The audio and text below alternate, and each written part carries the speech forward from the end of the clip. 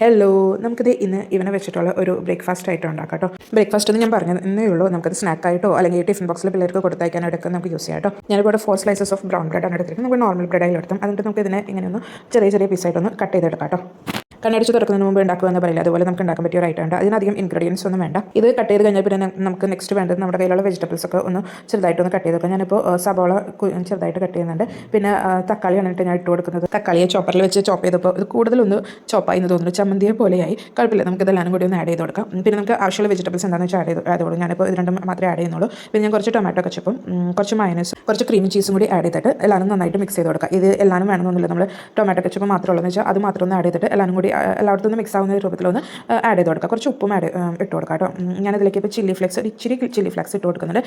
നിർബന്ധമില്ല, പിള്ളേർക്കൊക്കെ ഉണ്ടാക്കുകയാണെങ്കിൽ എരിവ് കൂട്ടുന്നുണ്ടെങ്കിൽ ഇട്ട് കൊടുക്കുക, അല്ലെങ്കിൽ അതിൻ്റെ ആവശ്യമില്ല. പിന്നെ ഒറിഗാനോ ഉണ്ടെങ്കിൽ നമുക്ക് അതും കുറച്ച് ആഡ് ചെയ്ത് കൊടുക്കാം. നമുക്കിത് റെഡി ആയിട്ട് എടുക്കാനായിട്ട് എയർ ഫ്രയറിലോ അല്ലെങ്കിൽ അവനിലോ അല്ലെങ്കിൽ വെറുതെ ഗ്യാസ് സ്റ്റോപ്പിലായാലും ചെയ്തെടുക്കാം. ഞാനിപ്പോൾ എയർ ഫ്രയറിലാണ് ചെയ്യുന്നത്. അപ്പോൾ ഒരു ട്രേ എടുത്തിട്ട് ഞാൻ അതിൻ്റെ അടിയിൽ ഒന്ന് ബട്ടർ ഒന്ന് സ്പ്രെഡ് ചെയ്ത് കൊടുക്കുന്നുണ്ട്. പിന്നെ നമ്മൾ ഉണ്ടാക്കി വെച്ച മിക്സ് താഴത്ത് ഫില്ലാകുന്ന തരത്തിൽ ഒന്ന് സ്പ്രെഡ് ചെയ്ത് കൊടുക്കാം. പിന്നെ അതിന് മുകളിലേക്ക് ചീസ് ഗ്രേറ്റ് ചെയ്തതോ അല്ലെങ്കിൽ ചെഡർ ചീസോ അല്ലെങ്കിൽ നമ്മുടെ ഞാനിപ്പോൾ ചീസ് സ്ലൈസസ് ആണ് ഒരു ചെറിയ ചെറിയ പീസസ് ആയിട്ട് മുകളിലേക്ക് ഒരു ലെയറായിട്ട് ഇങ്ങനെ വെച്ച് കൊടുക്കുന്നത്. നമുക്ക് എന്തോരാണ് വേണ്ടത് അതിനനുസരിച്ച് വെച്ച് കൊടുക്കുക. എഗെയിൻ നമ്മൾ ഉണ്ടാക്കി വെച്ച ബ്രെഡിൻ്റെ മിക്സ് അതിൻ്റെ മുകളിലേക്ക് ഇട്ട് കൊടുക്കുക. നന്നായിട്ടൊന്ന് കവർ ചെയ്യുക, ചീസിനൊന്ന് കവർ ചെയ്യുന്ന മാതിരി ഒന്ന് സ്പ്രെഡ് ചെയ്ത് കൊടുക്കുക.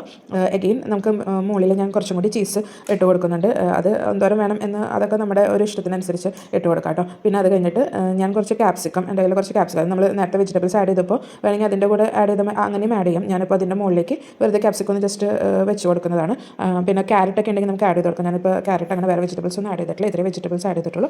ഇത്രയും കഴിഞ്ഞാൽ നമുക്ക് നമ്മുടെ ഇത് റെഡി ആയിട്ടോ. പിന്നെ നമ്മുടെ കയ്യിൽ ഒരു 3 to 4 സ്ലൈസസ് ഓഫ് ബ്രെഡ് ഉണ്ടെങ്കിൽ പെട്ടെന്ന് ഉണ്ടാക്കി എടുക്കാൻ പറ്റിയതാണ്. പിന്നെ നമുക്ക് നമ്മുടെ കയ്യിൽ ഫ്രിഡ്ജിലുള്ള വെജിറ്റബിൾസ് എന്തെങ്കിലുമൊക്കെ ആഡ് ചെയ്ത് കൊടുത്തിട്ടുണ്ടെങ്കിൽ പെട്ടെന്ന് തന്നെ ഉണ്ടാക്കാൻ പറ്റിയതുകൊണ്ട് ഈവനിങ് സ്നാക്സ് ഒക്കെ ആയിട്ട് പിള്ളേർ സ്കൂളിൽ നിന്ന് വരുമ്പോൾ കൊടുക്കാൻ പറ്റിയൊരു നല്ലൊരു ഐറ്റമാണ്. എല്ലാവരും ഇത് ഉണ്ടാക്കി നോക്കിയിട്ട് അഭിപ്രായം പറയണേ. നമുക്കിത് ഗ്യാസ് സ്റ്റോപ്പിലോ അല്ലെങ്കിൽ അവനിലോ എയർ ഫ്രയറിലോ എങ്ങനെ വേണമെങ്കിലും ഉണ്ടാക്കി എടുക്കാം കേട്ടോ. ഞാനിപ്പോൾ എയർ ഫ്രയറിൽ ഒരു 15 മിനിറ്റ്സ് ഞാൻ എയർ ഫ്രയറിൽ വെച്ചിട്ടുണ്ട്. 180 ഡിഗ്രിയിൽ ആണ് വെച്ചത്. അത് കഴിഞ്ഞപ്പോൾ ഇത് റെഡി ആയി കിട്ടിട്ടോ.